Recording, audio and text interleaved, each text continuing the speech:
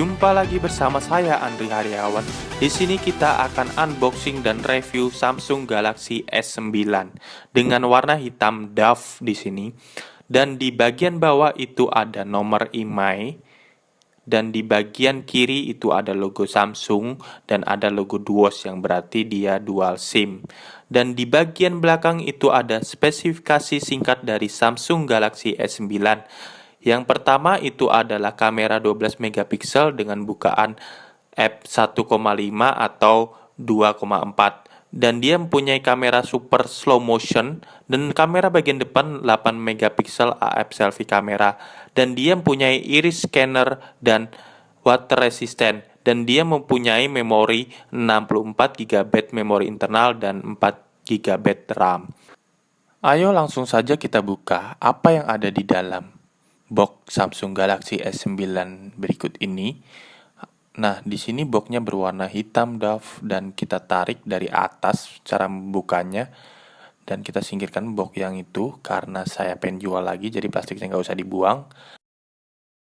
Nah, ini ada box yang pertama saya singkirkan terlebih dahulu. Ada HP utamanya saya singkirkan terlebih dahulu. Kita buka yang lain.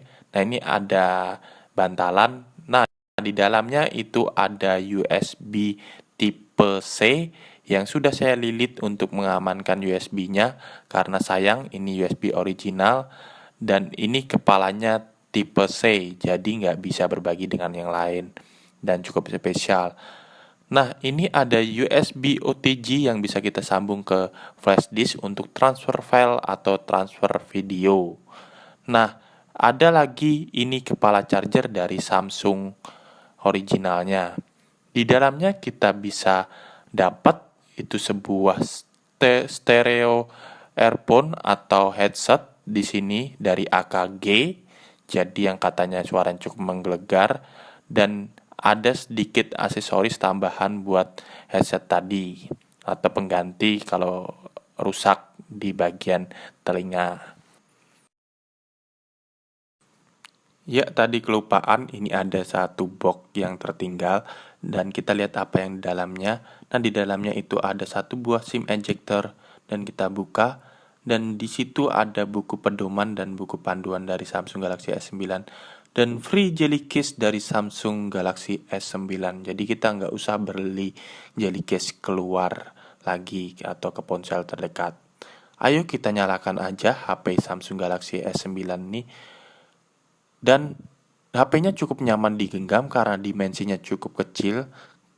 Enak untuk beli HP ini karena Samsung Galaxy S9 dimensinya kurang lebih itu cuma 6 inci. Jadi cukup enak untuk digenggam dan cukup nyaman. Dan layarnya kelihatan elegan sih, layarnya kelihatan full view display. Walaupun kenyataannya nggak full view display kayak HP-HP zaman sekarang yang sampai layarnya full. Nah, ini sudah nyala dan ini sudah saya kasih pola sih dari awal saya beli untuk keamanan. Jadi kita buka dulu polanya. Nah, ini setelah kita buka, kita sudah cukup bisa lihat langsung. Dan di sebelah kanannya kita ada spesifikasi yang saya tulis singkat di sebelah kanan. Jadi Anda bisa baca sendiri. Di bagian atas itu ada slot SIM card. Dan di sebelah kiri itu ada tombol volume dan tombol Big C, mirip seperti Siri gitu. Dan di bagian bawah itu ada lubang untuk USB tipe C dan lubang jack audio. Dan di sebelah kanannya itu ada lubang speaker. Dan di bagian sebelah kanan itu ada tombol power. Dan kita bisa lihat sendiri itu cukup elegan HP ini. Dan untuk bagian belakangnya itu ada fingerprint sensor dilengkapi dengan sensor kesehatan atau sensor pendeteksi detak jantung. Ini yang lumayan baru di sebuah HP. Ya maklumlah HP ini yang bisa dijuluki HP flagship lah.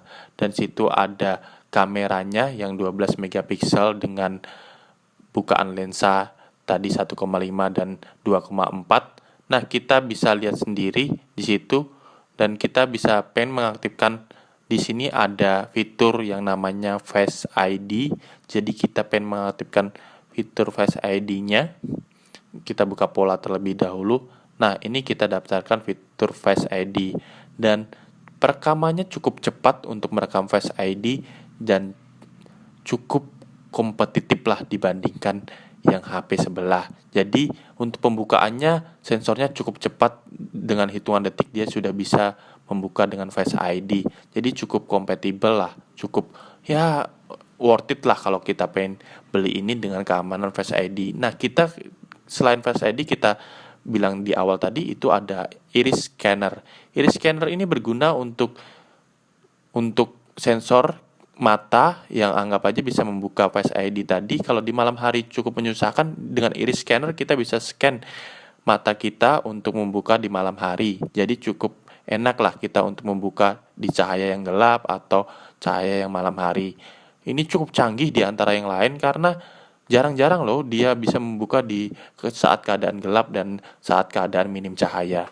Cukup bagus kok, dan generasi yang bagus, ya wajar HP sekelas 10 jutaan ya seperti ini. Nah, di sini kita ada fingerprint lagi, keamanan yang ketiga itu fingerprint.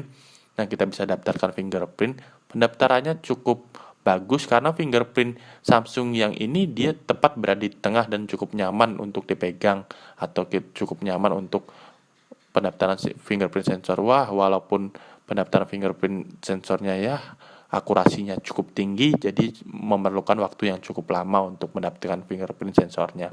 Nah, ini sudah selesai dan kita coba tes fingerprint sensornya. Secepat apa sih tes fingerprint sensornya? Kita tes terlebih dahulu, kita save dulu.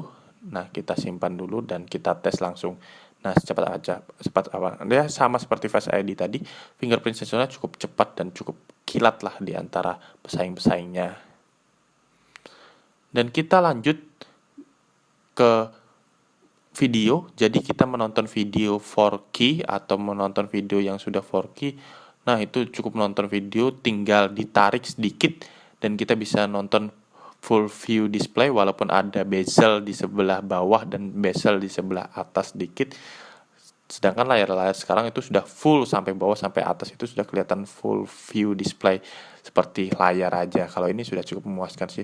Untuk performa game dia cukup bagus karena dia mempunyai RAM 4 GB dan prosesor yang cukup mumpuni, dan ini memori internal 60 GB. Untuk game itu cukup lancar karena dia ya bisa dibilang HP ini diciptakan untuk bermain game dan untuk foto dan videografi. Ini untuk game yang cukup berat di sebuah HP dan cuma bisa dilakukan untuk HP-HP tertentu.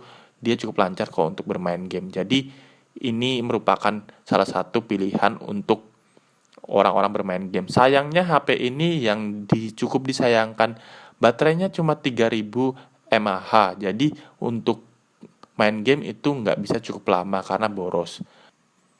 Nah, kesimpulan pada HP ini, dia memiliki multitasking yang cukup bagus dan perpindahan aplikasi itu sudah cukup oke.